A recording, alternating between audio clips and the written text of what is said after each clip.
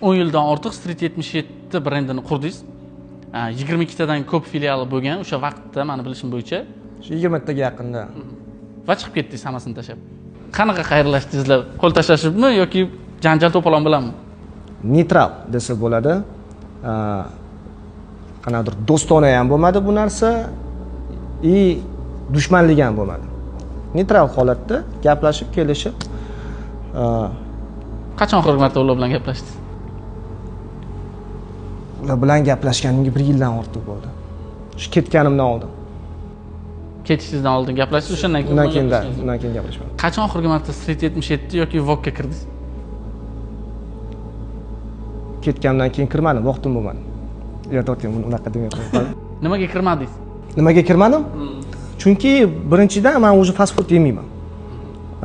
O'shaning uchun ehtiyojim bo'lmadi bu narsaga.